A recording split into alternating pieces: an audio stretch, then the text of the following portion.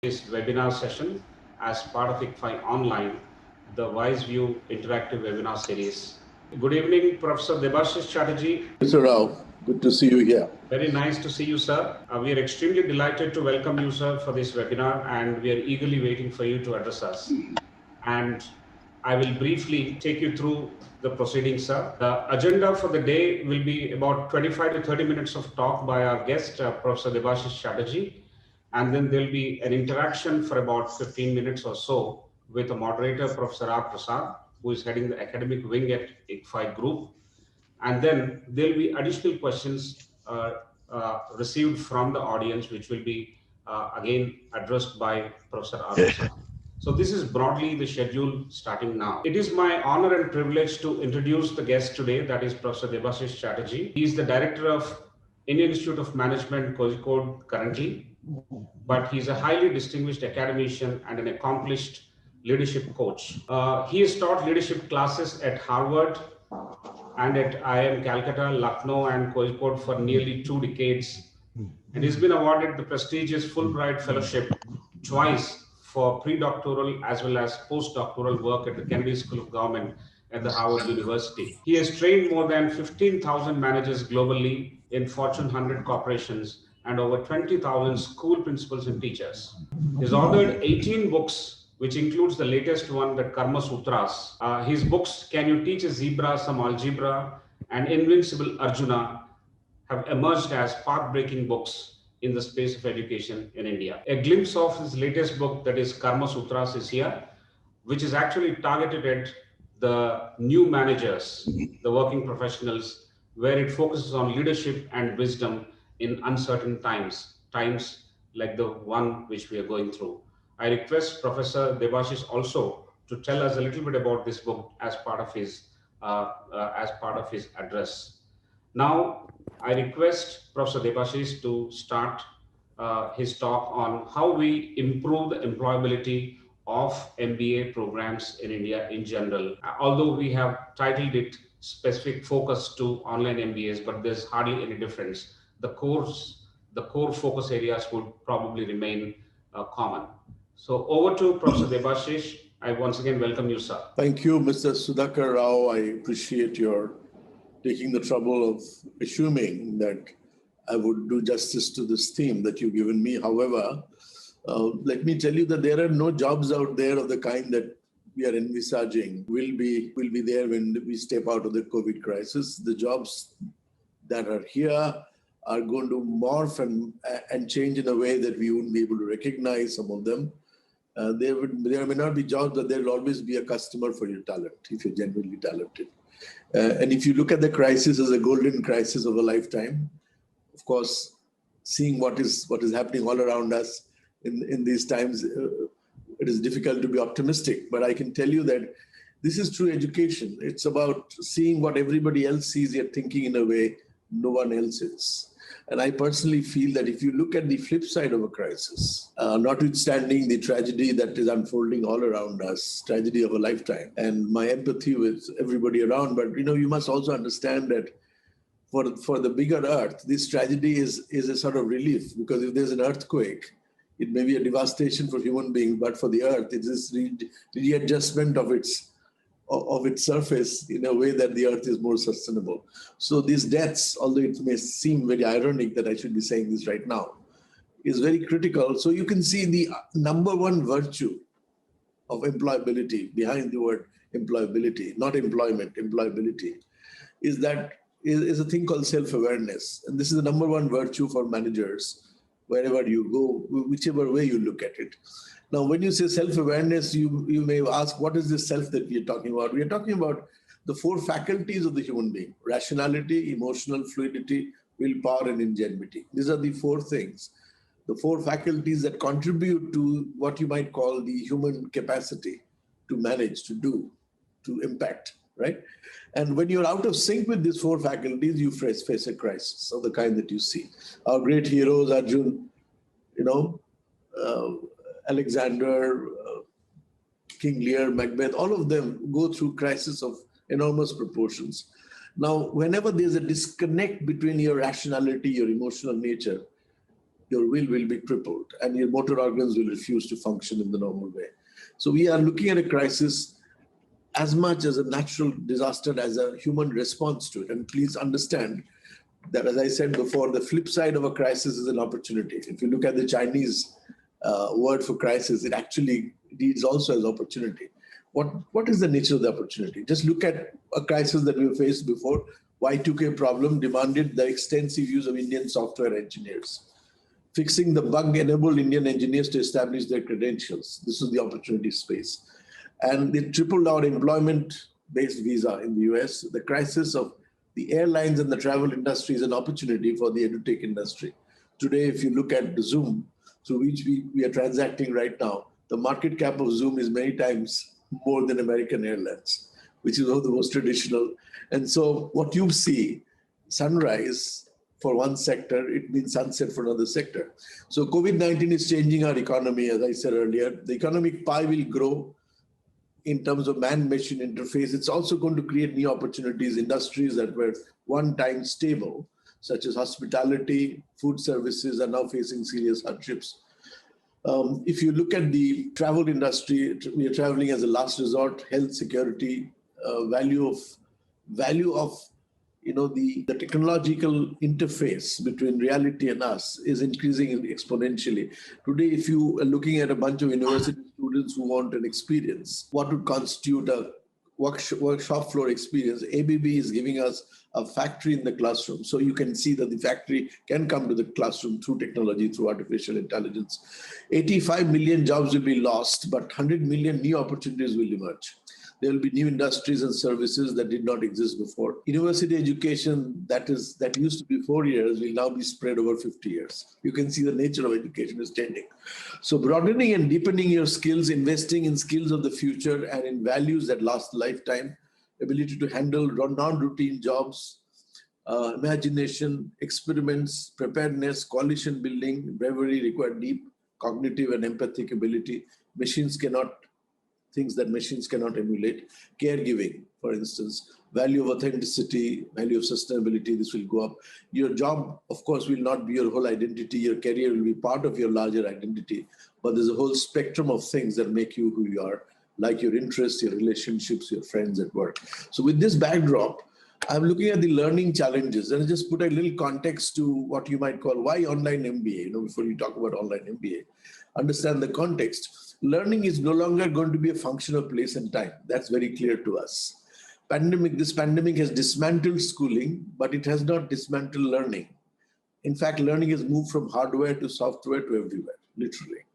And leaders of schools are not leading from tops anymore, but from the laptops. Emergence of a distributed collective network leadership. Mental health of young people will be a greater problem than the virus itself. And now we are looking at COVID-19 pushing 49 million people in extreme poverty.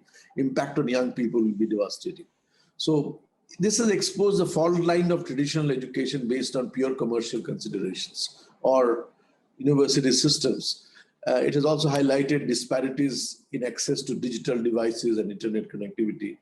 And so what you're seeing is the fundamental shifts that are leading to what you might call online education, or what you call challenges of pure online MBA. Let's look at the challenges. I'm looking at IIT Chennai that has announced a pure online degree. Now you might imagine that this is the future. However, the challenges of bandwidth capacities and digital inequities that exist in our country, the divide between old and young faculty that exists within our institutions. Many faculty are not trained to design multimedia presentations with elaborate notations and graphics. Stress levels arising out of looking at dense data on screen without reflection, or slowing down time as it happened in traditional classrooms, or peer support as it happened in traditional classrooms, are no longer available to address your stress. Shrinking attention span, students trying to so-called multitask, check emails, chat with friends, surf the web, even drive while attending classes. This is the new norm. Experts had predicted that MOOCs such as Khan Academy, Coursera, edX would kill face-to-face college education, yet education as we know it has survived. Digital has not killed printed books. So there are two different models that we are talking about, but there's also space for coexistence of these two models. What are the two elements of the MBA program?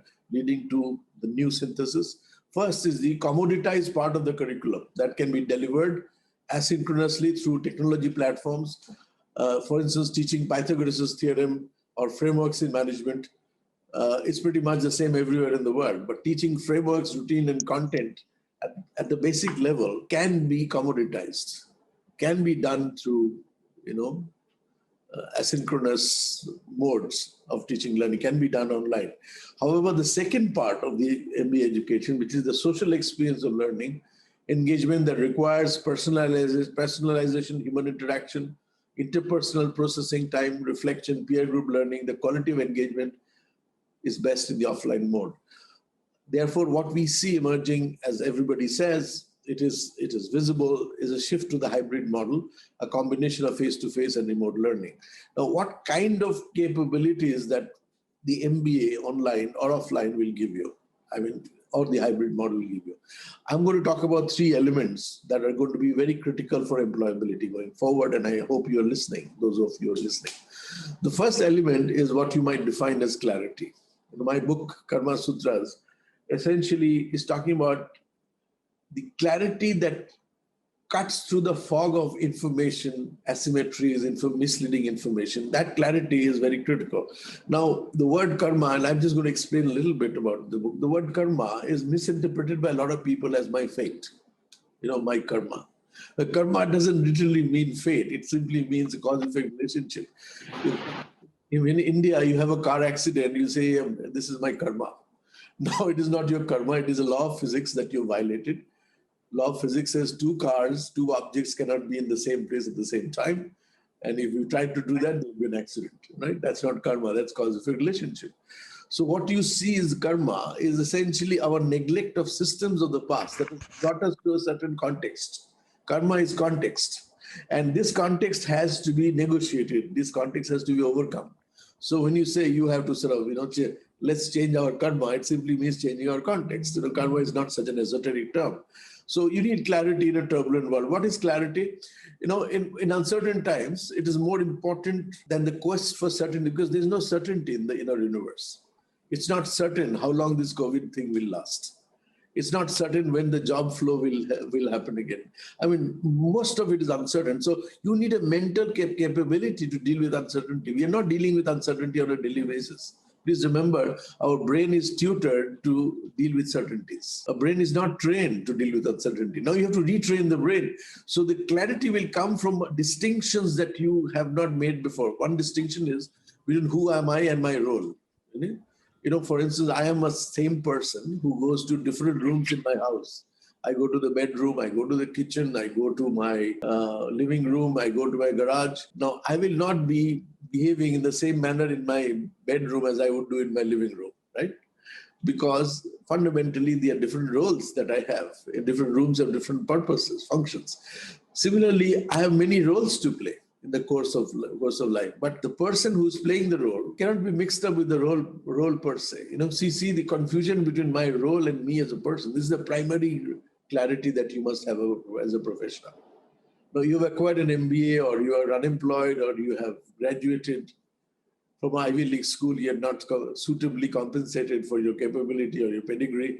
Now, this is something that if you start getting stressed out by these, then you have not made the distinction between yourself and your role. Please understand this.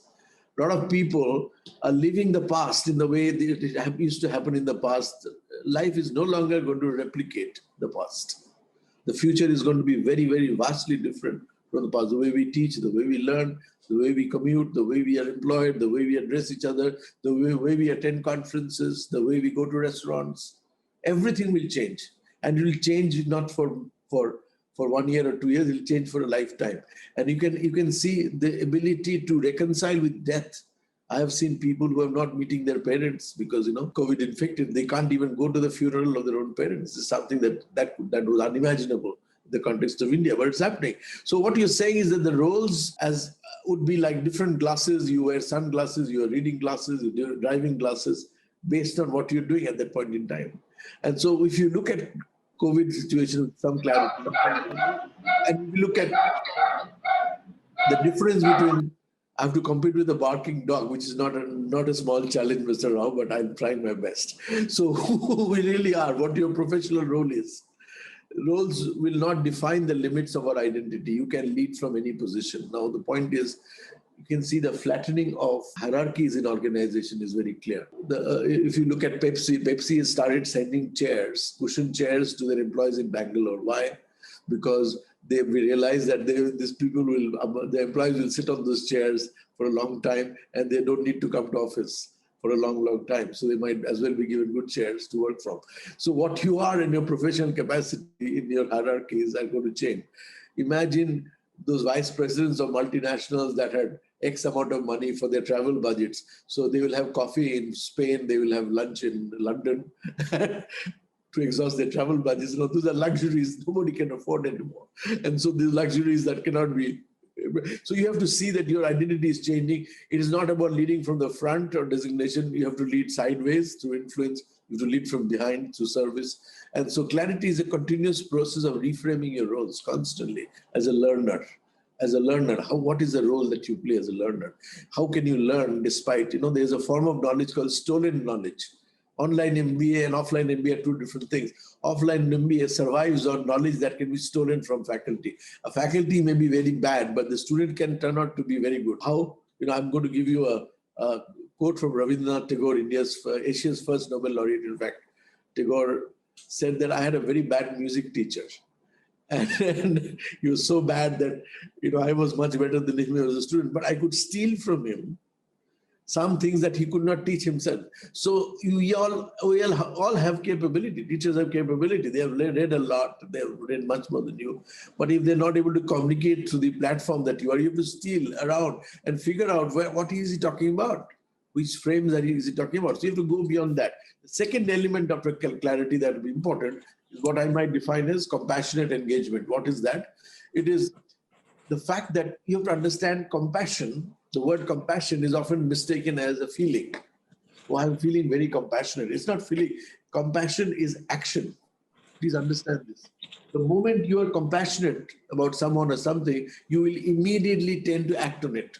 And that action is very critical today than ever before. What is compassion? Compassion is the ability to connect with the other in the context that the other in.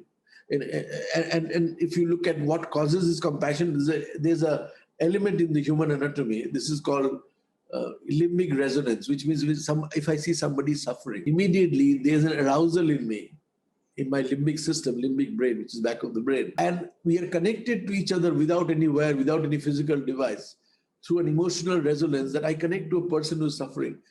I think today the most important virtue that you can acquire as an MBA student is this ability to connect compassionately with people who are not like you, who are a lot less privileged.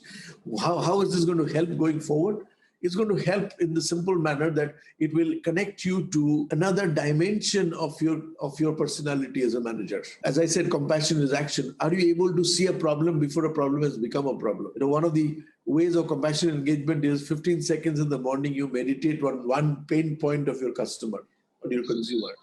And for the rest of the day, you try and alleviate the pain point. How do you deal with the pain point?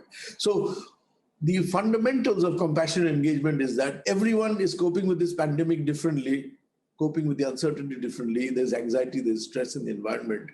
Would you be able to see with clarity? They may not remember what you said to them, but they will always remember what they felt after what you said to them. And that feeling component is very, very important. This is going to be missed out on the online platform. You see, on the online platform, you'll not get the jokes, you'll not get the professorial glance that says, okay, you made a mistake, you're all right, or your peer group putting a hand on your shoulder and winking at you. Those things you will miss on the online. So you have to make up for it, and you have to be doubly more compassionate. So compassion is not a natural thing that will come through the platform that you're in. And finally, before I conclude, and I'm going to take some questions and then maybe something more. This is what the book Karma Sutra is also talking about, is this contribution to excellence. Now, excellence is not a reflection of what you did from your to-do list, but how others benefited from your action. That's what excellence is. It is your contribution by way of value as certified by the other, not by you. So you have to create value before you can claim value. How do you contribute to excellence? is a function of a faculty called deep work. What is deep work? And deep work is, something that is defined, that has been defined by Carl Newport, a contemporary writer in a way. But our ancient expression of karma yoga does a better job of defining deep work. What is deep work? Work in a manner that work connects to the purpose larger than your own immediate benefits. Work that is connecting to something bigger than yourself. Work that is connected to your larger purpose. And my favorite examples comes from a railway station in Ahmedabad, where you see a boy polishing his shoes and he's carrying a copy of the English version of Times of India. So you wonder, if somebody can read in English language, why should he be polishing shoes in India? Because English is the language of aspiration and achievement. So you go and ask him, do you read English? He says, no. He says, why are you carrying this newspaper if you don't read it? He said, the person whose shoe I'm polishing, sometimes he gets very bored, and so I give him a piece of the paper and he reads that paper. And he finds that his time is met valuably. And so when I polish his shoes, he spends a good time reading that paper. Now look at this boy's thinking. Look at how contribution is made beyond your expertise. So it is not expertise that makes that contribution. It is flexpertise, flexible expertise.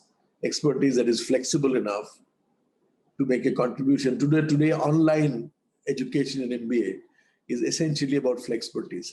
How do you flexibly modulate your classroom content, whatever you have to transmit, in a way through a medium that you've never done before? But the value that you can extract, that you can steal from online MBA, which is slightly different from offline MBA, is that you have to look at the peripheral values. And as I just stated, 3 values: clarity, compassion, engagement, and contribution to excellence is the 3 values of the MBA program that you have to take away. That's all for me for the time being. I'll take some questions or some clarifications, and then whatever you have to say beyond that. Go ahead, Mr. Rao, whosoever is moderating it. Thank you, sir. Thank you very much. That's an excellent piece of lecture for us today. We were eagerly waiting for. And I'm so happy that all of us have made lots of notes, and there are several questions as well. But before that, let me welcome Professor R. Prasad, who is heading the academic wing at the ICFAI group. He is also going to be the professor and course mentor for the online MBA program that we have launched. In total, he has got about 3 decades of experience, both in industry and academics. He studied at IIM Kolkata and IIT Mumbai, and he's also had a fair share of research publications. And he's the architect of this new program called Online MBA that ICFAI is launching. I now request Professor R. Prasad to take over and start moderating the session with Professor Debashis Chatterjee. Over to you, Professor Prasad. Thank you, Mr. Sudhakar. Thanks very much, Professor Chatterjee, for the very insightful session. A lot of nuggets, a lot of examples, which we can carry forward. Fairly broad, lots of principles which we can use. In the pre-engagement that we've had for this, we've had a large number of questions. So that's about 60, but I've selected about 5 or 6, which which I would like to address to you, sir. And I've given preference to types of questions where your insights will help us far more in this. So I'll start with the first one. Is that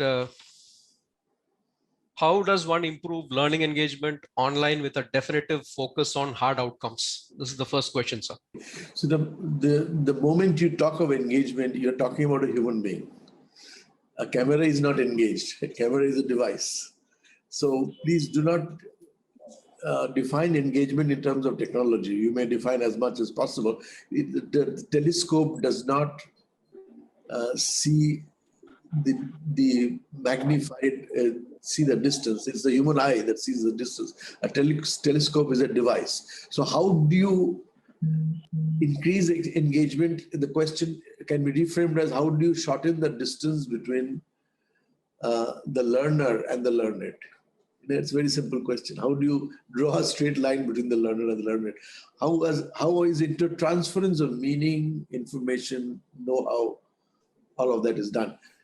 In terms of information sets that can be passed on from the teacher to the learner, basic information, that can be done through technological devices that we have available, MOOCs and all kinds of platforms that we have, that makes it easier to take anything that has a definitive cause-effect relationship, like a theory or a framework, and you can present it to the students without the teacher being present. So you don't need an IIM professor to teach students basic frameworks of management, which even a class 10, class 12 person can. But what you do need, however, is that when the higher order aspects of learning come into being, learning as in understanding, learning as in wisdom, learning as in insight, then it requires a different set of capabilities for engaging students. Now, if a student takes a framework and wants to decide which framework he's likely to use, if he's going to apply this principle to the corporate work, first of all, those people who are coming to your MBA program, online MBA program, have had some work experience before. Most people who come in there already come from a background of experience. So they already know what a work setting is. But for a complete newcomer, it is very difficult for you to transmit experience of workplace, to tell them what it means to be stressed out at work.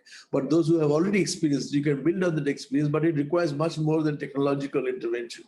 So that engagement would mean that how do you connect the people who are learning through the online platform beyond the platform to another way of engaging with each other. So if they come from the same city or the same geographical zone, and if they meet informally, then they connect with each other, looking at how this learning can be applied differentially. So learning is about 2-3 things. How do you see fundamentally what you call learning is your neurons firing persistently in one direction. So you have a human brain, and the brain is nothing but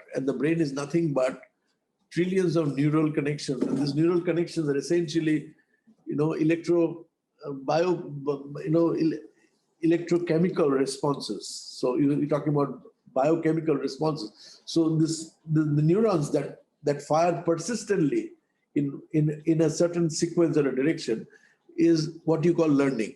And so this learning cannot happen without reflection time.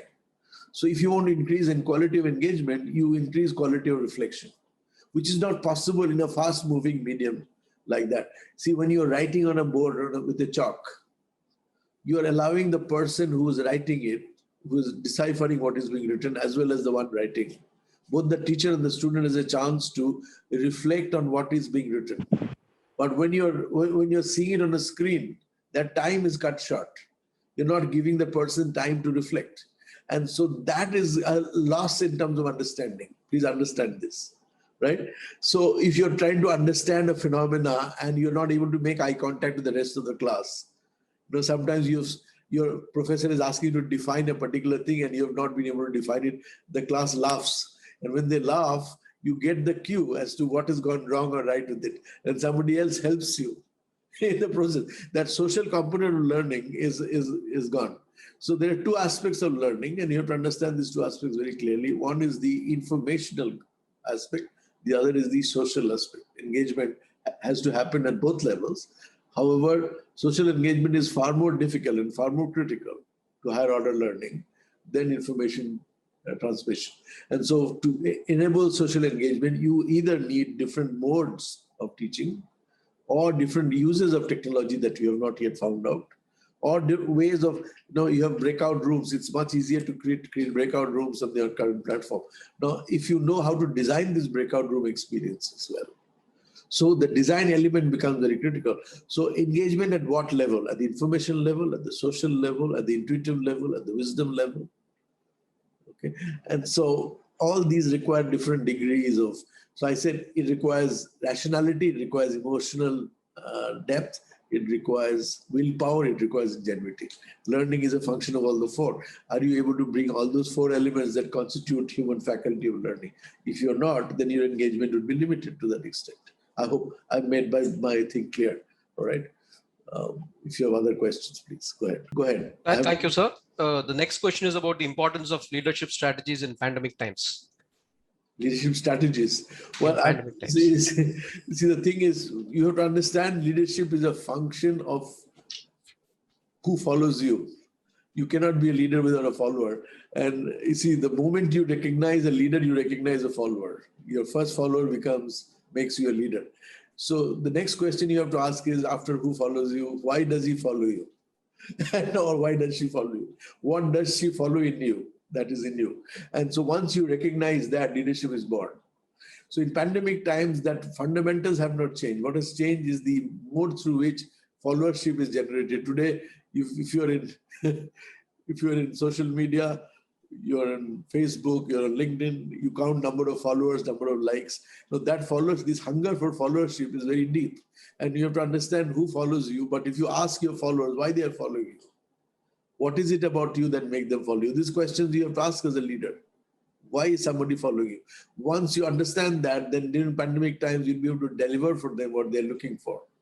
Very often followers look for stability in unstable times. They look for order in chaos. They look for direction when there is no direction.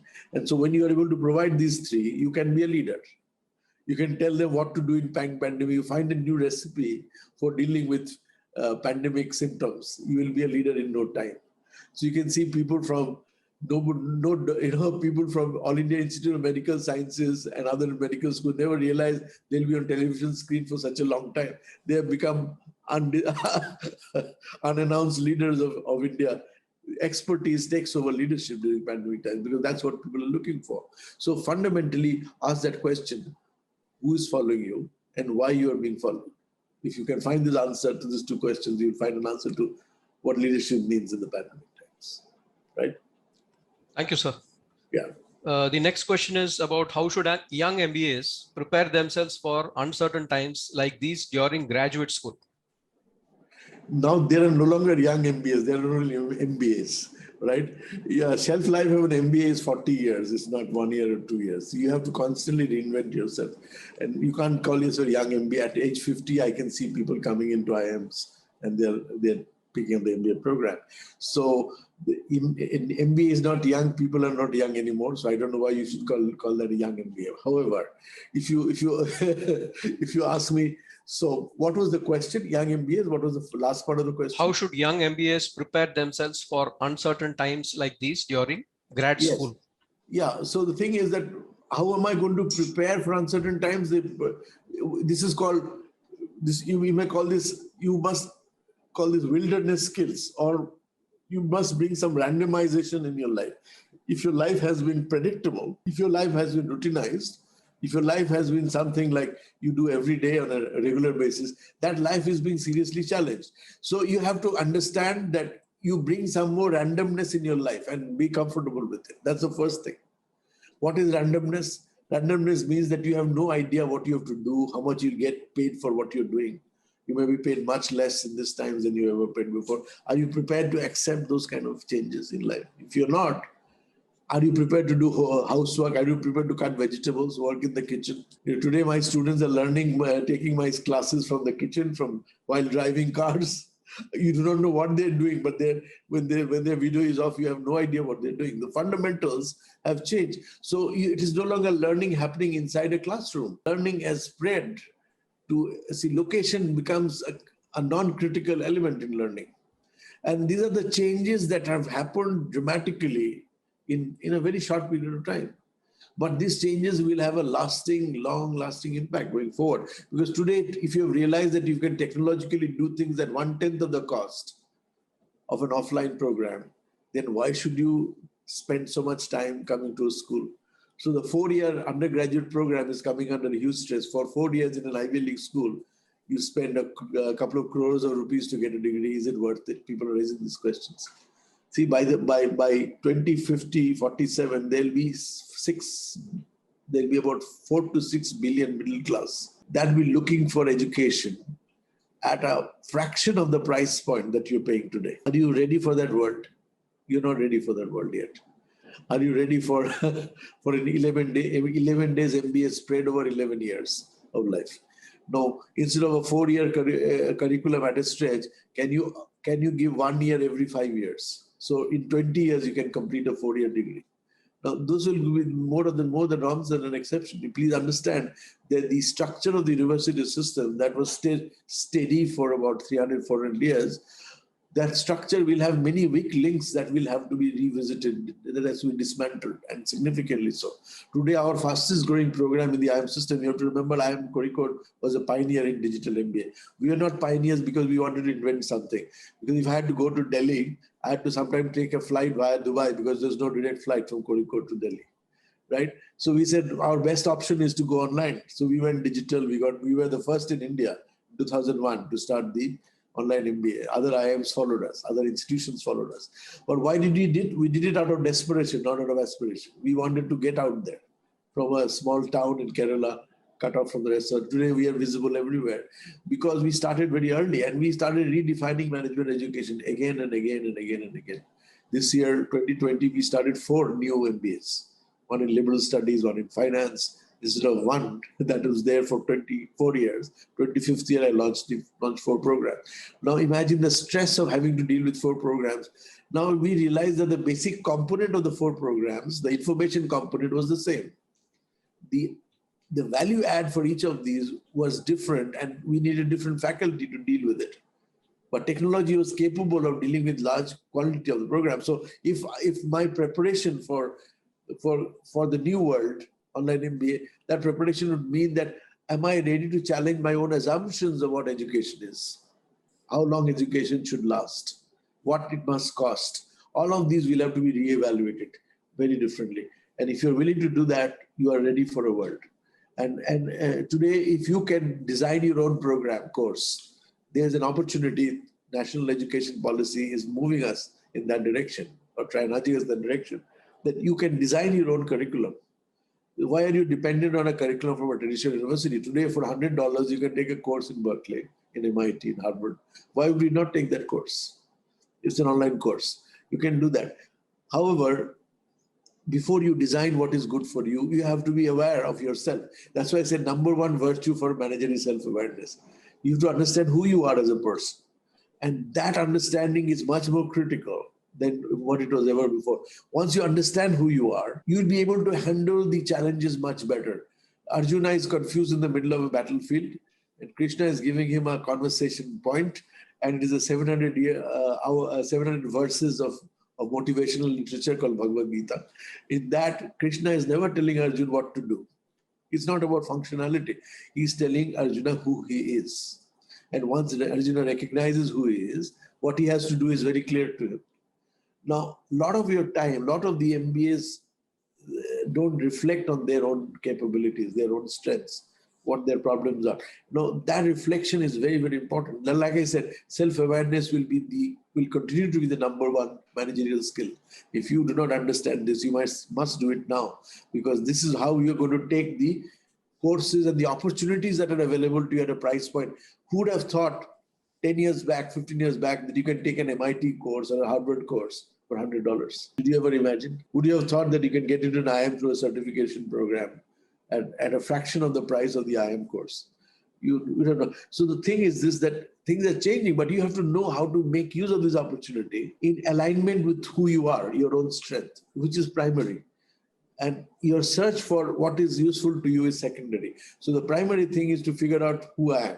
And then you look for the recipe that will fit you. That's the most important. Yes, please. Thank you, sir.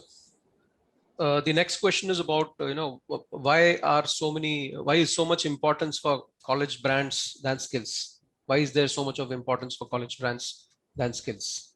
See, you have to understand what is a brand. A brand is consistency of values in an inconsistent world. If I look for the fastest delivery of a book I like, I will go to which agency? Amazon. If I want a cheap but durable and high quality sports gear, where will I go? I'll go to Decathlon. If I want furniture of the kind that fits into my room, I can fit it myself, I'll go to IKEA. So these are brands that define themselves in terms of what they offer as value proposition.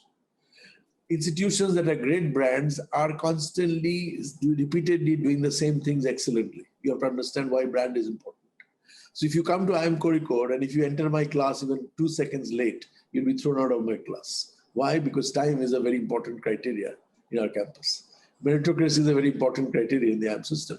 You cannot violate these things. The point is, the fundamentals of a brand is what you do repeatedly and excellently. right? So why is a brand more powerful than routine stuff? Because a brand gives you insight into what works for a large number of people most of the time.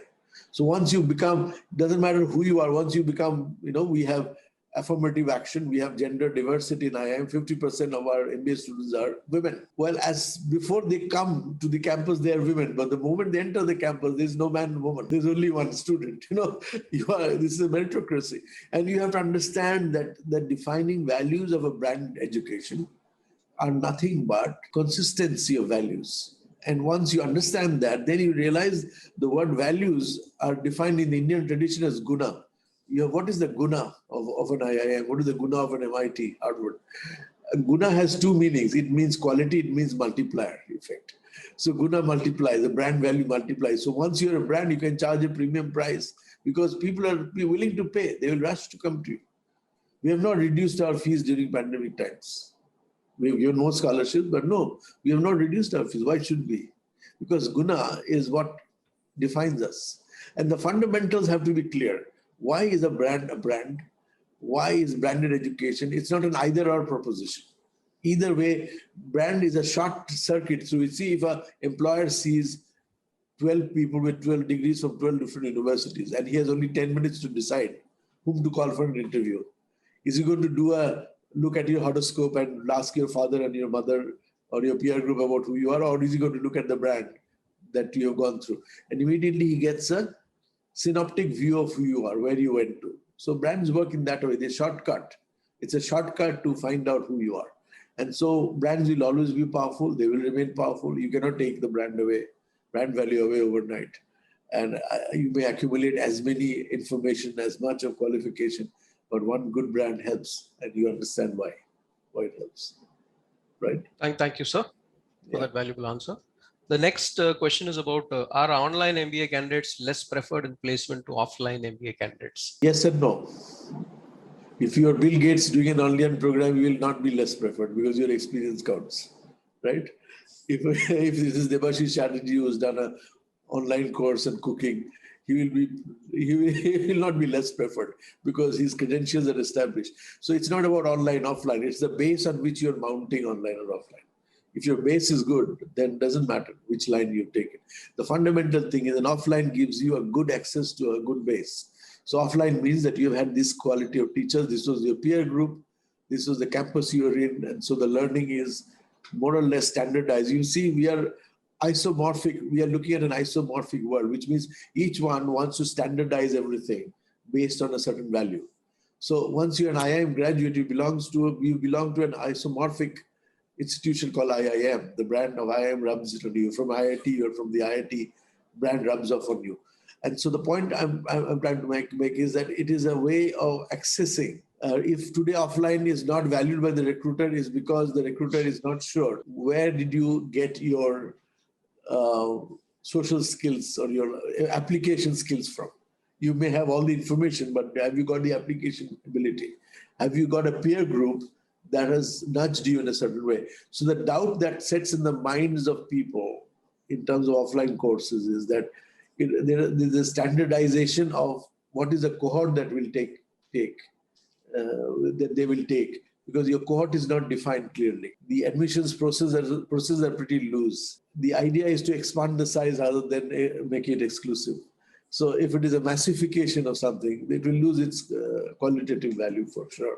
And so recruiters are unsure because they do not know how to standardize an offline program. But once this has been standardized, then of course the value will increase. But as of now, offline is still more valuable, and take it or leave it. If you've been in IIM campus or on a 2 years full-time program as opposed to doing a certificate program, obviously people will ask, what was the certification will all about? They will not ask what is this 2 years program was all about, because they already know. There have a lot of people done this program, so there's a standard in their head which is already pre-established. But the offline standardization has not happened, number one. Its applicability is not verified, number two. The social context of that program is not established, that's number three. But most importantly, there are no benchmarks for comparing these offline variations. And so you do not know what you're getting for the money you spent. Right? You may not attend a single class, but you may still get a certificate. How do you certify that you attended every class?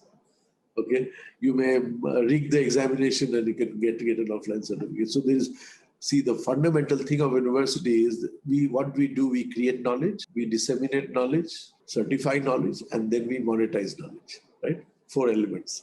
Now, offline courses are not doing all 4 consistently, right? So there is always a question mark about the standard processes. And so it will be valuable, but that's why hybrid models are coming to being. So once you've done offline, you have a chance to visit campus, to meet your cohort, your peer group, then you know where you are established in this order. And then that hybrid model will be more powerful because things that can be done offline should be done offline. Things that cannot be done offline can be done offline. Online and offline are complementary spaces, and you have to look at both. That is what a hybrid model is all about.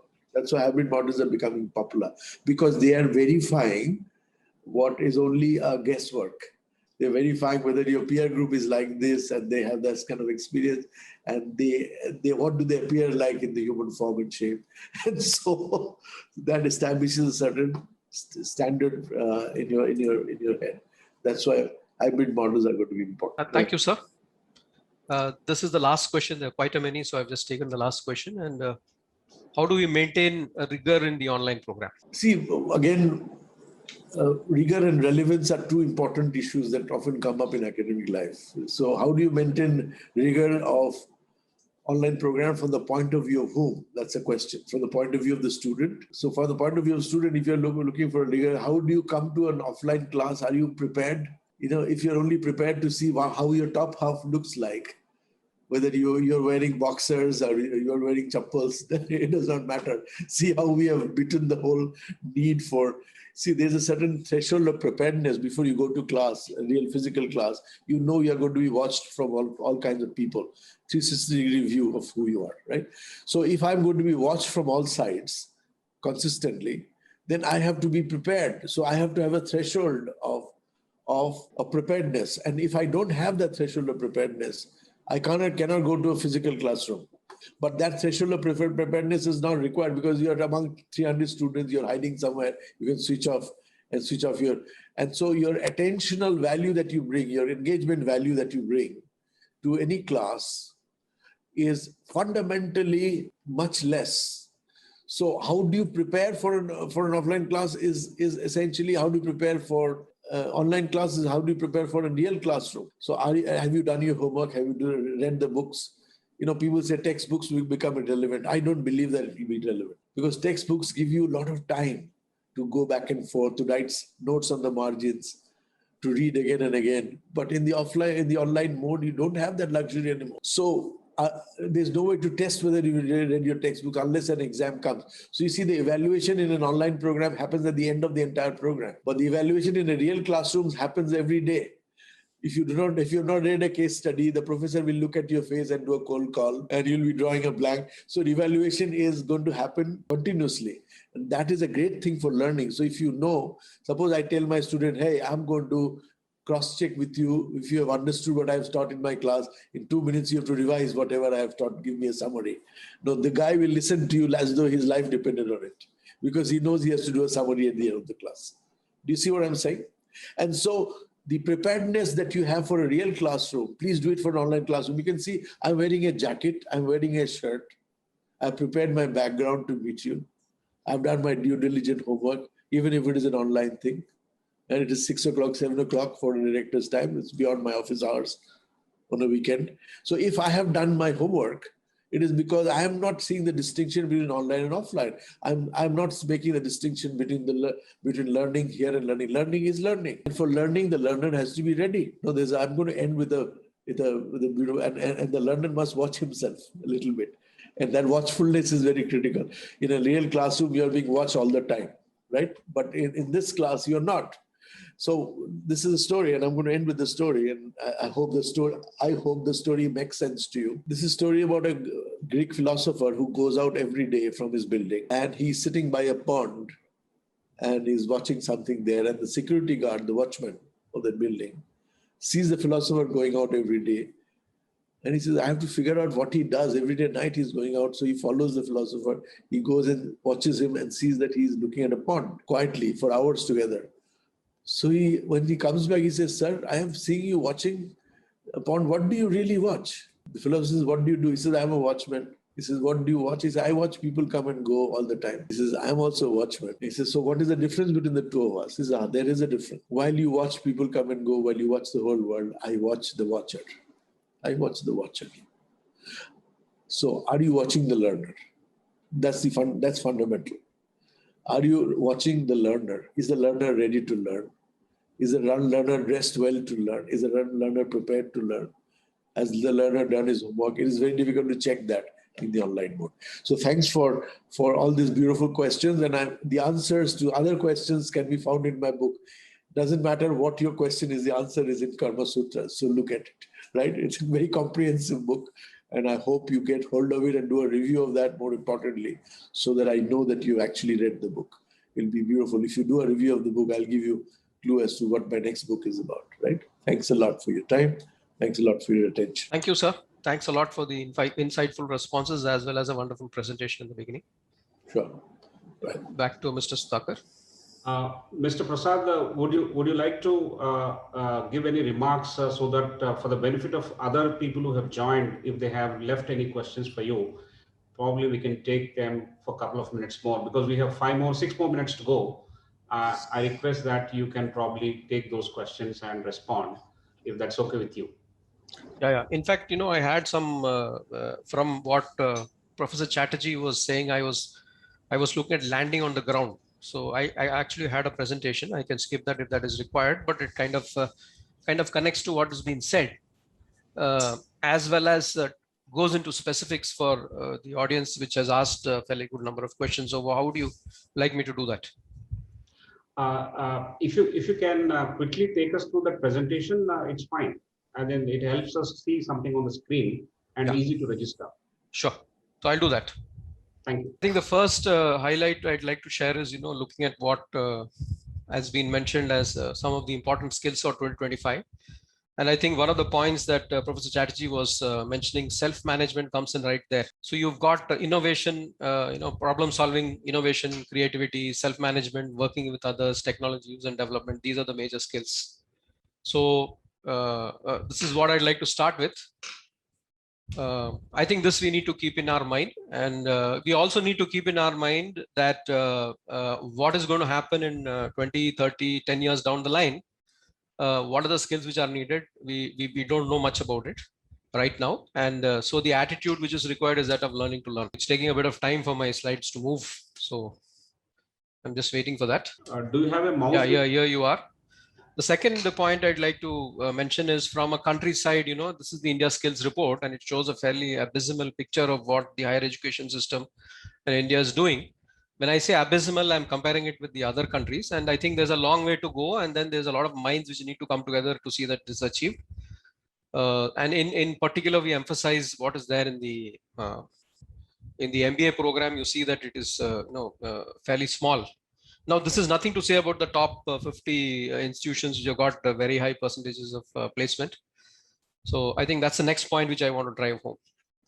The third point which I want to look at is that, just as the car and the kitchen is a learning space, organizations and markets are also, this is pretty obvious. And particularly for people who are working, or for people who have access to markets, I think, including freshers, these are learning spaces. They need to be taken far more as learning spaces than they currently are. And I'm trying to map it to, the kind of situation we are going through. This is something that all of us know, it's terminology. And how do you see these two specifically as learning spaces in an online MBA? Simply because you don't have to come to the campus. If you're working, you've got a workplace, and if you're not working and doing something else, you've got time. You can study markets. You can also network into organizations. The next thing I'm trying to look at, I think here, before coming to the slide, I'll get on into what the matter is that both internally and externally, if you're a working executive, you have the whole opportunity in front of you of connecting to your situations. Now, every leader has challenges, and these times, I think the challenges are multifold. Every leader would love team members will come forward and say, okay, hey, here is a problem. And perhaps this is how we should look at it, and perhaps, come out even with a solution, or at least, even if that's micro in nature and can be built. I think a lot of leaders are willing to do that. I think particularly those who are working, and those who are students in a slightly virtual way, we need to look at this particular, aspect, that the working place and the marketplace have got a lot of opportunity where people want to innovate. Every product, whether it's new or it's a bestseller, has got a problem. And I think a bit of observation, not a bit of observation, quite a bit of observation and study from primary, secondary, and network sources will let you know that there is something out there. So this is one major point which I want to place across to those who've been asking questions about online. The program is online, but your opportunities are not only online. Your opportunities include what is there all around you, and if you do take the initiative, then I think this is something that will help you to build up your employability. So this is another base on which you can take on. I think I'll stop the sharing, and I'll get back to the points which are there. I mean, it may not you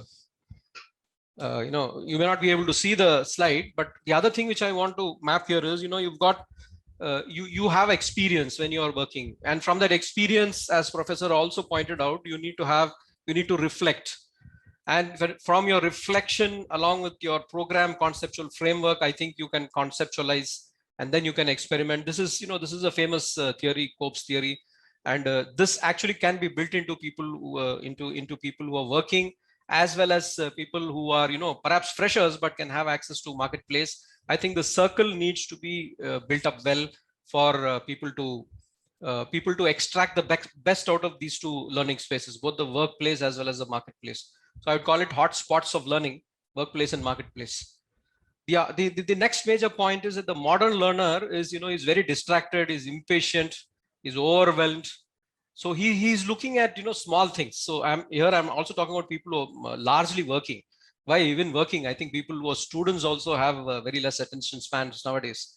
So how do you address this when you do an online program? Something that we have looked at, and we have tried to build that solution. We'll come to that shortly.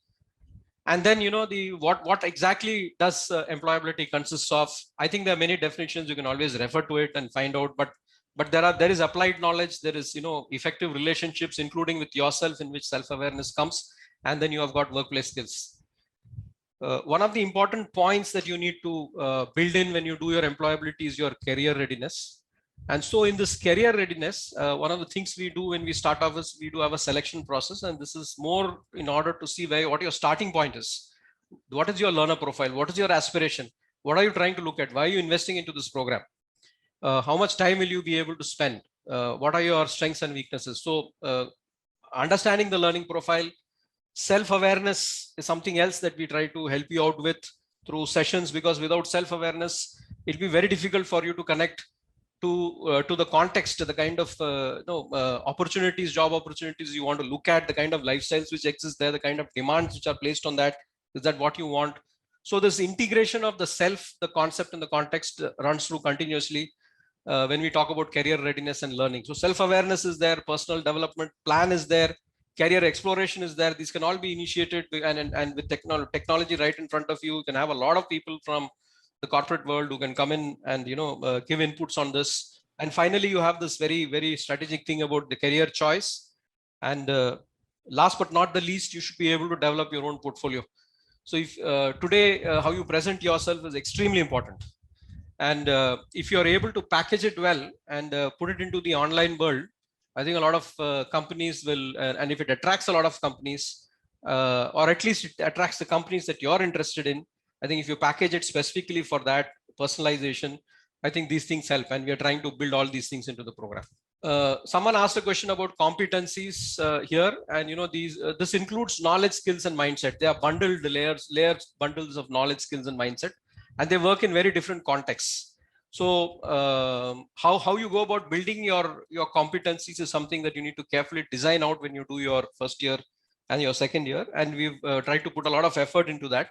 So then the end of the first year, what are we trying to do? The learner should have an integrative assessment of business challenge, should be able to scope the solution areas, should be able to build, design integrated business solutions at a beginner and intermediate stage. And at the end of the second year, what should they be able to do? They should be able to design business plans, innovative solutions, should be able to participate in decision making with a specific sector function, for a defined market, for a customer, or for an organization challenge, and for growth and profitability. Now, how are we getting to all this? I think this basically comes from learning. Learning and employability are very, very closely connected. And if you enhance the learning outcomes, there is a good probability that your employability gets enhanced. I think there is such evidence to show that. So here, in terms of the design, what have we tried to do?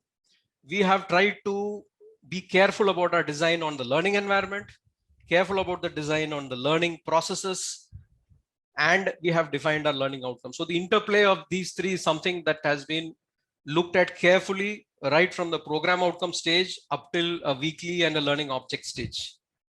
The other thing which I'd like to focus on here is we have used the object-oriented approach to learning rather than the procedural approach to learning.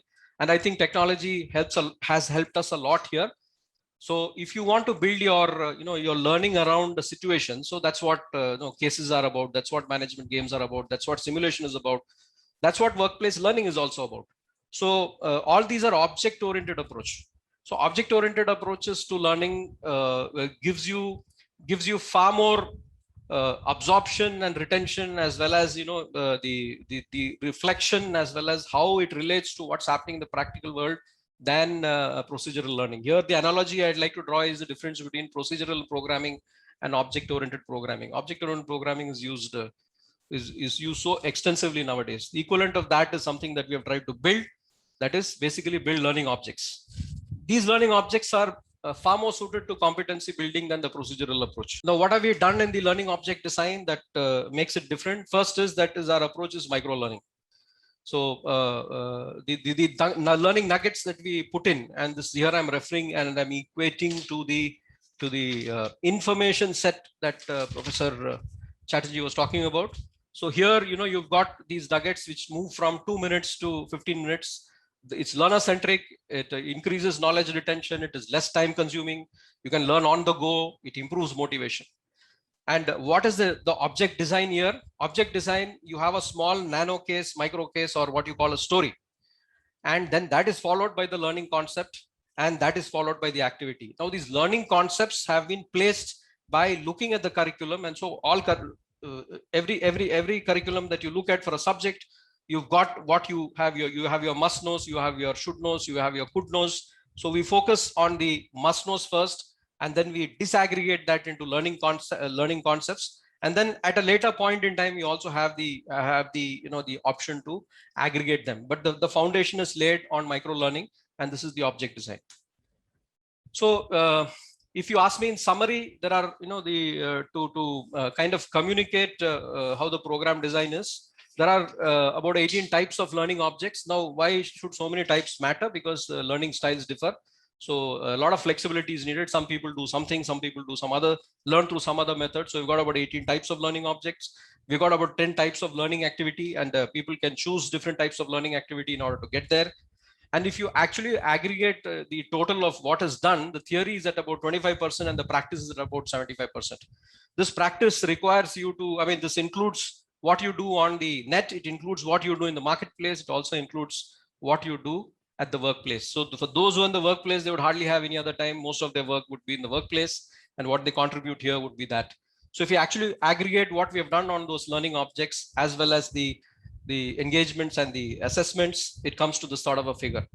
So for some questions were related to how do people get practice in this? Well, the very fact that apart from when they need to, the program is very flexible. So they don't need to sit in front of the system, for so many hours a day. A lot of flexibility built in. So they can use that time productively to engage and to look at what's happening outside.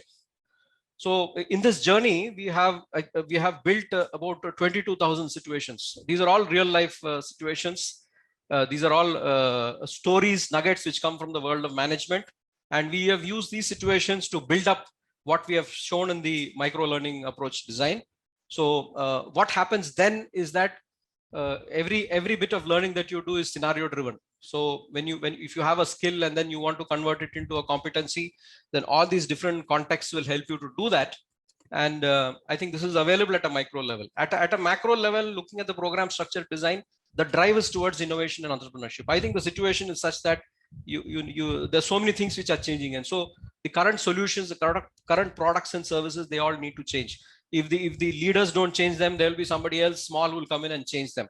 So the drive of the program is towards innovation and entrepreneurship. The intent of the program is digital transformation for learning outcomes, not just digitization or digitalization. It is digital transformation for learning outcomes. The options provided give very high flexibility. We also have included, to take care of this, this checking on what's happening, the evaluation. We have what is called a learner's journey map with feedback. So the technology allows us to aggregate what the person has done, what the person has not done, compare it with the starting point, which is basically the learner profile and aspiration, and then get back to the learner periodically that this is where you are, and then whether you're moving north, south, east, or west. And the other dimensions I've covered earlier. This is basically career readiness. Career readiness is a completely separate track, apart from the learning program. And this kind of, helps you to reflect on where you are, what you want to do, how do you want to move ahead, and what do you think you should be applying, not because your friend is applying.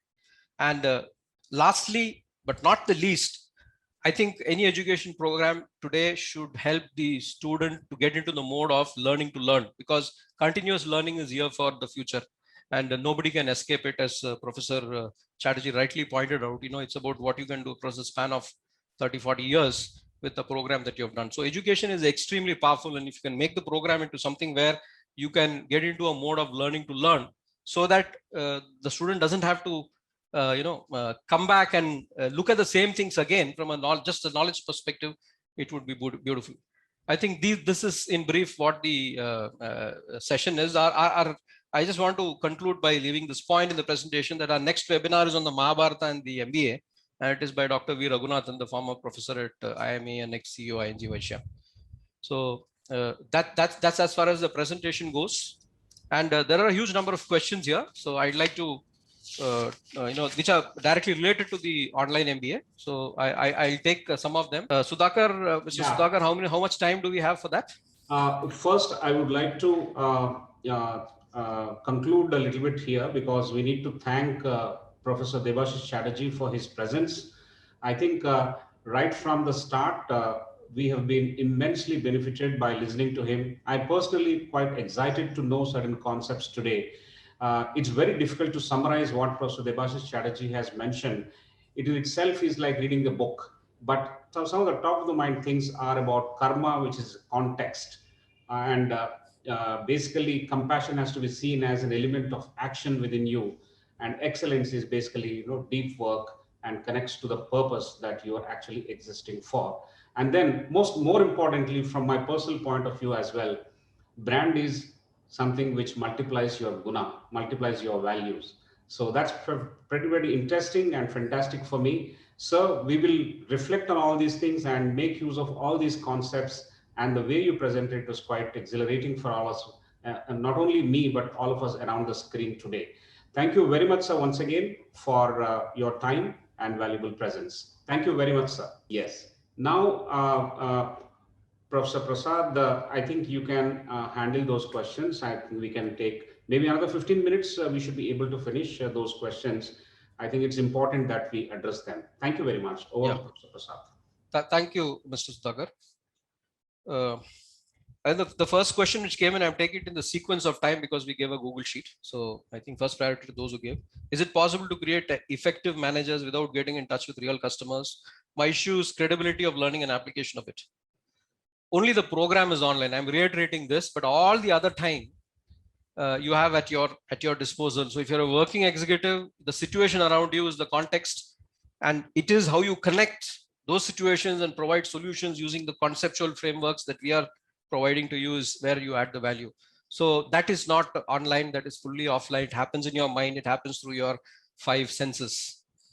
So even a fresher for that matter is expected to reach out, go to the marketplace and find out what is it that can be connected to. And through networking, I think even the fresher can get into work situated learning, in the form of various forms, projects, course projects, entrepreneurship practicum, research projects. There are so many things which can be done.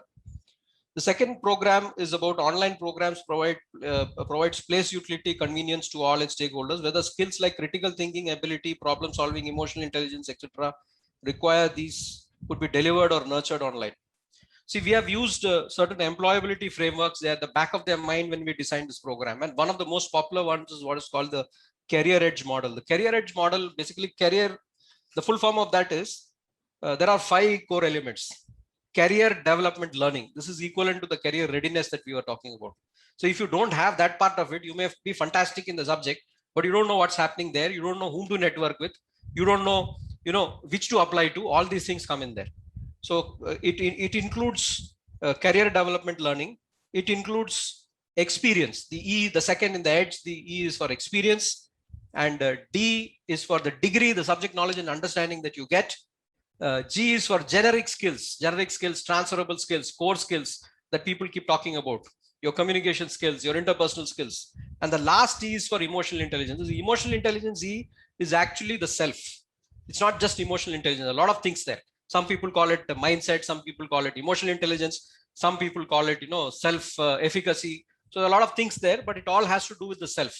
So though that E is the last, that is the most important one because it connects to yourself. This is, I think, the program has taken care of these things in various elements. It looks a bit surprising that, an online program can do all this, but I can tell you from my own personal experience that about 4 years back, my concept of employability was very different. I found it very difficult to believe that you can do things online. But when we have started using technology and we have started driving many of these micro learning stuff, as well as the power of technology to leverage asynchronous, it is quite possible. In fact, you have the world at your feet. How we do it, we'll have to see. We'll have to do far more.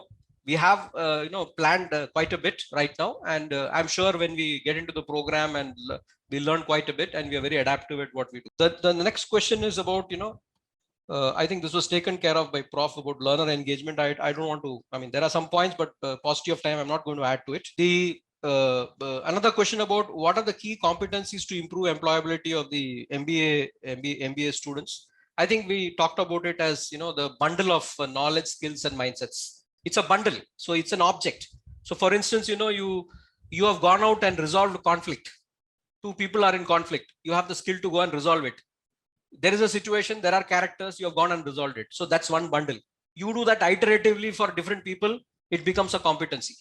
So this is a skill is where you go into the specifics and there are some behaviors, but a competency also includes the surroundings, the way your mindset, your behavior. So it's far more broader. If you're able to replicate a skill in multiple settings, then you have a competency. And when you're employed, you need to have layered competency. So to the extent that you're able to deliver on those competencies, you are employable. So you have, this situation that, we had this, somebody who's leaving a particular job at 50 and getting into something else. The nature of the shift is completely different. So what is competency there is different. So if there is a willingness to learn, one can go into it. The next question is, how does an MBA make the individual more employable? I think the fundamental point is management theory has arisen out of practice. It's not like maths. It has arisen out of practice. So what then happens is that it draws from many disciplines. And essentially, if you have your program as application driven, then you are in a position to connect and deliver on that particular practice. So we have tried to build that into all the engagements that we have. I was saying, we said that there are 22,000 situations when you do the MBA program and you do those 22 courses. There are 22,000 plus situations that you go through. So what happens is you're daily connecting to the concept and the application, and you're connecting it in multiple settings. So that's what makes you, at the first level, that's what makes you employable as far as some of those what we call degree and those skills go. Then the next question is, how do you intend catering to the gap which is widening day by day between generating employment opportunities and generating employable managers? This is a very important question at the outcome level. See, there are 2 ways in which this can happen. The first is when managers create new business opportunities, either in an existing vertical or a new vertical. So an organization itself creates new opportunities. So obviously it will provide employment to some people. So this is one way. The other way is a class of entrepreneurs who go in and create new ventures. So these are the 2 primary ways, and I think the program caters to both. So the driving edge is innovation and entrepreneurship. So if you're able to do that, you'll be able to create change into your organization, and that change will lead to different jobs. It may not be jobs with the same skill set.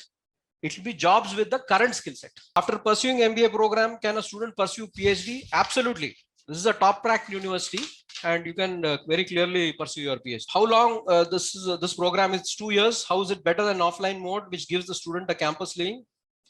I think the target groups are very different. I think these perspectives have already been presented. The target groups are very different, and very often those who are working are the ones who will come and do this program. The second category of people who do this program are those who've got other responsibilities, those who like to use the time for something else to gain some other kind of experience. And I think that is the category of students who will come for this kind of a program. So they are very different. So there's nothing lost out. Somebody who wants to go to a campus will end up going to a campus. What is the examination procedure? I suggest that we refer to the website. It is fairly detailed there. And I'm a student of PG Graphics and Communication Design. How will it be helpful to me? See, as far as I've seen in my entrepreneurial, educational experience and corporate experience, understanding of business is very fundamental. I've worked with vendors who understand technology but don't understand business. They don't understand the product. They don't understand the customer. Now, if you don't understand the customer, what happens is your efficacy comes down. You will end up giving solutions which will go through many iterations. Many times it gets rejected. What happens is you won't be able to command the price that you want. So that's what IT companies do. There are a lot of consulting agencies, there are consulting teams in IT companies. So those are the guys who go to study the business, find out what needs to be done, and then it is sent to the development team. So I think the understanding of business comes at a premium. So if you do that, you can command that premium, and that is how an MBA will help you. The challenge is practical sessions, how to deal with them. I think this point we have looked at, that the workplace and the marketplace is there in front of you 24/7. So where is the question of lack of practice? Do online education programs make candidates employable in the current market scenario? Absolutely. I think Coursera, edX have all shown the way in small ways. And now I think the bigger programs will also do that. How is the preparedness going to be different with respect to the traditional MBA? The online mode allows for better personalization. This might sound very queer, but the fact that analytics and technology is behind this. So if you ask Amazon, how do you know what book I purchased? You know the answer, right? So the same is the question here. So analytics and later AI, artificial intelligence, was going to help education in a very major way. And so that is where the power of online and technology will come in. And so if you want to be, how is the preparedness going to be different? I think this personalized chunking of learning based on what we think is important from a market point of view, and what is more suitable to you is what is going to be adapted. It's not that you have to sit for the same class. You may take certain classes, you may not take certain classes, you know some things, you don't know some things. Flexibility is very high. What will an online MBA program bring to the table for senior professionals? I think working life is now moved to 65, 70. There are people who work till 80 also. And there are people who do their PhDs in their late 60s and 70s. So the world has changed. Aspirations have changed. People want to look at different things. So today it's not about one company. You go through a cycle of 3, 4. And each time you need to reinvent yourself. So at that junction, it is important you pick up it is good if you pick up a program, an educational program. It depends on your needs, whether it's an MBA or it's not an MBA. But I think that educational program will open your eyes into that particular area, and you'll be able to do far better when you move into that particular area. A lot of people do this. Then the next point is about screening of students done online, skills tested with skills, how etiquette will be evaluated. See, the sound, visual, text medium is still there. So etiquette can still be tested online. It can be done live. It can be done asynchronously also. I can ask you to take a recording of your video and send it across. And I can give you a project where when you actually do it, you'll do far more work than you do when you're in front of the teacher, because you don't want to look bad on video. So the medium is extremely powerful. And I think we need to get that point. It gives you so many possibilities. Today, employers, how are they recruiting online? They also need to understand all these dimensions, including etiquette, but they are recruiting online. So there are a lot of mechanisms which are there in place, which can be used. How to make online teaching methods more interesting. And here, there is one point which is slightly different, which is slightly new, which I want to bring in. See, there is a difference between being teacher-centric and being student-centric. The approach is completely different. I very often say this, if I took a good IIT prof and put him in front of a batch of students who perhaps would be in the 50 percentile in IIT, in the JEE, I'm not sure whether they would understand, because there would be a disconnect.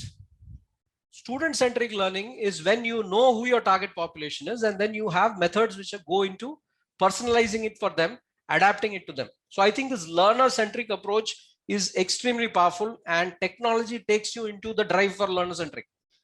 Technology does not take you to the drive for faculty-centric. It takes you into the drive for being learner-centric. So this is the path that we are pursuing. Are soft skills more important than subject knowledge? I think both are equally important. It all depends on the context. There's certain kind of analytical jobs, in finance, where if you don't know your subject, you're out.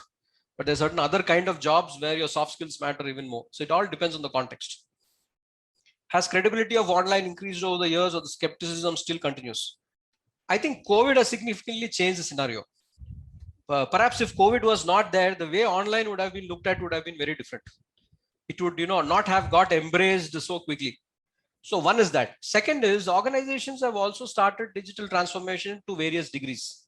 So, so many people are working from home, and how are companies managing? I think, so companies have also changed their mindset.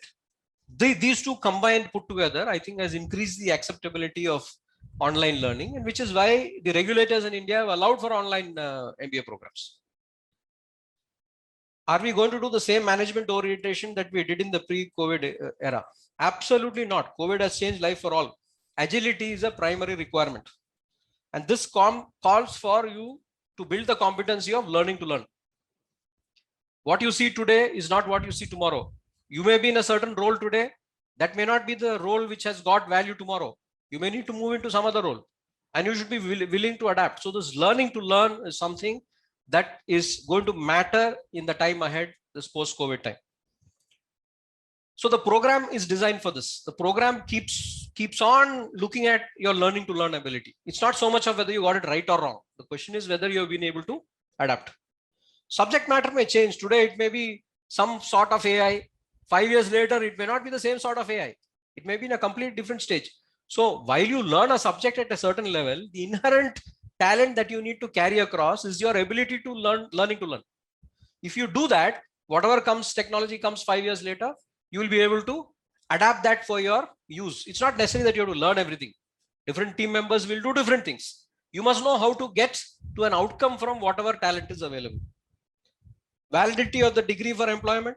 I think corporates essentially look at competency. They are going to test you, and after they test you, if they find you competent, they'll take you. The degree will come only after that, and we have enough evidence that this works. How to motivate the learner to complete the assigned tasks in time? I think we've used technology a lot. Gamification, personalization, peer learning techniques, learner journey map with feedback. This is very unique. This learner journey map with feedback. Mentoring and counseling as needed. Everybody may not need it. Everybody may not want it. Then your marks, they also drive you. Flexibility for so many methods which are there for you to use in order to learn. With the surge in capital intensive techniques of production and marketing, how is increase in employability possible? Yeah, I mean, it's a common question. I think technology is forcing humans to rethink their skills and roles. And so what you do better as a human, if that is what you develop, I think you've got the answer. So if you're able to develop innovators and entrepreneurs through your educational programs, they are the kinds who are needed when technology moves ahead, you're 2 steps ahead. So it's that part which needs to get focused. And that is what will create new types of jobs. I think Professor Chatterjee was referring to the numbers. And the numbers of jobs are actually more. So if it's something like 80 I think million, he said. And I think on the new skill set, it was about 100 million. I mean, this is there in the public domain. You look at any McKinsey or Deloitte report, you'll get these figures. The jobs are increasing, but it's not going to be the same kind of jobs. Several studies show women being at a disadvantage when it comes to climbing the career ladder. How does the ICFAI online MBA address this gap? See, what happens is there are a large number of women who, because of motherhood and for care purposes, they have gone home. And if they want to get back to the workplace, I think online programs give them a huge opportunity. This is the big thing that I want to talk about. The second thing is that there is a sensitivity towards diversity, gender diversity, a glass ceiling, all those things, the sensitivity is increasing. I think if you put both these together, we are moving in the right direction. It's not perfection, but we are moving in the right direction. I feel online will help women simply because it breaks certain barriers that they otherwise would not be able to do. Coming to a campus, doing a program, etc., etc. Then the next question is, I have already done my MCOM and I've been working as a lecturer for the past 4 years. I want to switch my career to a corporate job. Will this MBA help me? Career switching is one of the factors we have, one of the points we have factored into when we designed our program. But it all depends on your aspirations, your interests, and your motivations, and what all competencies you have right now. We'll have to draw a map out. Then only we'll be in a position to tell you how this is going to help you. But yes, this can be done.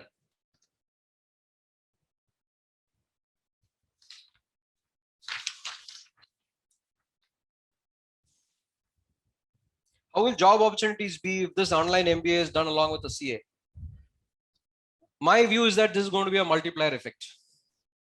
Why? Because the multi-dimensional, multifunctional, interdisciplinary exposure helps in imagination, visualization, and an exposure that a CA should have if they are aspiring for more than a functional specialist role. The moment you want to get into a general managerial role, you need to have your eyes all around. And it is not just quant. See, some of these, unfortunately or fortunately, engineering, accounts, finance, they've been very, very hard-nosed kind of quant subjects. You need to have the left and the right parts of the brain operating together. And I think the MBA is one of those platforms which gives that sort of an exposure. So that's how it's going to help you. How does online MBA program prepare students better for a fast-changing business scenario? This is where those 1,000+ scenarios per course come in. And the discussion is about what has changed. What if it is not this scenario? What happens if it is this scenario? So it gets automatically connected to what is contemporary because the solution is different in a different context. Can an employed person develop specific skills related to his current job through online MBA to enhance his career prospects? Absolutely so. And the workplace as a learning space is just fantastic. I think that much of attention or imagination has not gone into it. And so it has not worked out. But with technology coming in, I think the connections are far stronger and we can raise the level of engagement as well as the connection. I don't know where we are going to get at, but certainly we are going to make a very deep and honest effort at getting this to work. How online programs provide individualized and customized learning and area specialized solutions as full-time MBA can do.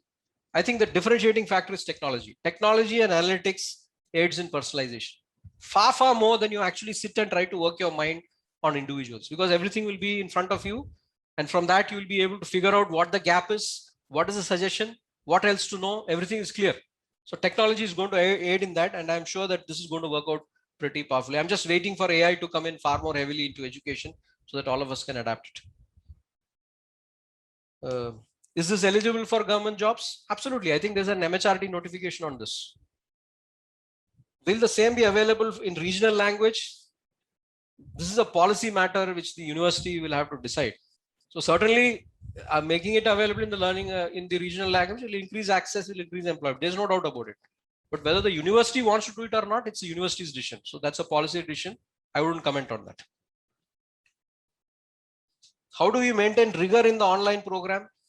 I have a slightly, I post this to Prof, but I have a slightly different, I'm putting a slightly different perspective to this. I think, in an online program, rigor is related to design effectiveness of your inputs, your process, and for achievement of outcomes. So if you know what your outcome is and you put your inputs, so for example, I'll give you an example that, we have a selection process. Online MBAs don't have selection process. You just check the other 22. There is no selection process. Why did we put a selection process? We put a selection process because we wanted to understand the learner profile. More importantly, of course, secondary objective was whether they have the threshold level to do this kind of engagement that we are getting into. So both these objectives were there. So I think that is one example of design. Like that, when you talk about micro learning, building an object, what sort of objects to take, what to put in, there is a huge design rigor which has gone, not just design, even in terms of the development, review, implementation, the rigor has been there. So it's a question of how we have standardized that particular approach for this kind of knowledge nuggets. So certainly there is a possibility to maintain rigor if you include it in the design of the program. See, when you talk about a campus program, the way it's evolved, the history, it's all different. So there's no comparison. But here we are trying to build up from scratch, and we have built it on process, inputs, process, and outcomes. There seems to be a disparity in salary of online versus offline MBA. How do we bridge this gap? Online MBA courses have just commenced in India. The first batch is not passed out. The second point is the learner profile typically in an online MBA program is completely different.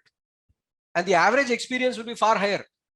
So it will take a few batches before we understand whether what is the average salary and how it compares.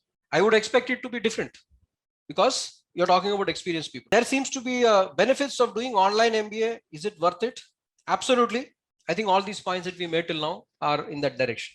The fresh graduates who undergo the online MBA may not have any experience even of the internship kind. Isn't there a need to incorporate some kind of hand-holding to familiarize them and make them familiar with the work environment? Alternatively, should the admission not be limited to those with at least 1 year's experience?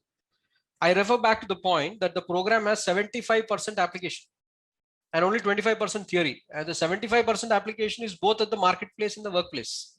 In the first year, it is gradual. So you've got nuggets of 1 hour, 2 hours. And when you move into the second year, this duration will increase. So the first year itself does a certain level of handholding and entry. And there will be a faculty mentor who will support. So initiative is there from the student. They will connect. The facilitator will facilitate. I see that this is something which is perfectly workable, and it will kind of open up a completely different kind of opportunity to students who are doing this. What are the ways to get a job in consulting companies in the same domain of past experience? Some points which are there for you. I mean, this is not a customized solution. I think first thing is good networking skills are essential. You should be able to get across to partners of companies. You should know where the events take place. You should be able to connect. So first quality is you should have very high good networking skills. The second is you need top grade quantitative and analytical skills. Your resume must look appealing to the consultant, the consultancy, not what you are good at. How are you able to project what you're good at into a consultancy type of a role? I think you need to do these things. So it has to be wholesome. It must stand out. It must be meaningful for the recruiter. Your ability to analyze cases and provide evidence-based solution tops it all. So these are some points which are maybe relevant to your question. How does recognition for an online program? How much recognition does an online MBA program get in India to corporate organizations recognize it? I think corporate organizations have recognized wherever the competency is there. And I think that is central. So what does the learner look like and is he competent is the first question. The second thing is that these online programs are open only for those who have a certain NIRF and NAC ranking. Automatically, only good institutions are there. So if you take the 22 who have been approved for MBA, they have a certain standing. So there is certain quality perception already built into it. Like that question on why does the brand name of a college? So that sort of some certain quality perception has already got into it. And I think the market today is online. Even the job market, the recruitment, the performance management, take whatever it may be, they are all online. So I think this is something that we will see progressing as we go along. Next question is, as the advances in technology reshape the business models across the industry, accelerated particularly by the pandemic, will the work from home jobs become the staple career options for first gen online MBA graduates? Most online MBA graduates will be working executives. So they already have work experience. They will use this program to pivot into a different level. So I don't think it will be that sort of approach that is being that, they will have work from home jobs. Work from home will be decided by the policy of the organization. So if that requires working from home, well, it will be work from home, not because the person has done online MBA. Second question is sensitization of industry through academia industry interface about rigor, quality, and content of online programs. Absolutely. This is something that we have planned and we'll be having a number of sessions as we go along. In fact, as this webinar series evolves, you'll also see people from corporate organizations coming. How do we make sure that working professionals are as focused or as interactive as classroom program without affecting their current employed work pressure? Asynchronous methods of learning. Asynchronous methods of learning and engagement provide flexibility and opportunity for executives. They will have assignments which they can draw from their workplace learning. Automatically, the connect is different. It's like your family. You're doing work in what you're very familiar with. The third dimension is that working executives have clarity on what they are aspiring for, far more than freshers, and have more experience in working towards their goals simply because of the age factor. So therefore, I think they will do absolutely that which is required to be done because they want it. I don't see an issue there. I think they know clearly what they want and they will go ahead and do that. Their style of engagement and participation may not be look like freshers. They will engage in a very different way. And I think we should be prepared to take that on. Employability of a student is a function of applicative knowledge in addition to other factors. What kind of approaches can we plan? Oh, there are many approaches. This is again based on the career edge model. For career development learning, we have put onto our website, we have listed a set of steps. First thing is your personal profile. Second thing is your self-awareness. Third thing is your personal development plan, and like that. So there are a number of steps which will help you to do career development planning. Experience, you have to start with what you have, and then you have to build up your situated learning experience that you can build into your profile. Degree and subject knowledge, well, that's at the heart of the program. So there's no doubt about it. Skills and understanding, the engagements that we have develop a certain level of skills. The projects that we give, the practicums that we have in the second year are also meant to develop those skills. Emotional intelligence, I think this is something which when you do your projects, your group projects, when you do your peer learning, this is something that you'll get exposed to a bit more. And through our learner journey map, you will certainly get feedback. And that feedback will help you to reflect and take it ahead. Professor Prasad, one request. Maybe the audience would like to know how many more questions you would like to take are left to be taken. We have, I think we have another 3 questions. Oh, very good. So we are going to quickly conclude this. Yes. 3 questions. Thank you. I think, one of the important things in this online program is that, the personalization comes from responding to a person's query. So I think I'm completely not seen what is there in the chat box. So because, obviously, the attention has not been on that. I'll try to at least respond to that which has come in earlier. So do online programs prepare students on employability as good as in campus programs? These are very different things. The approach to doing this will be different. In a campus, there are well-established methods. You got the outcomes earlier. In an online MBA program, technology is fully at your assistance. We have gone through a number of things which tell us that there are so many possibilities.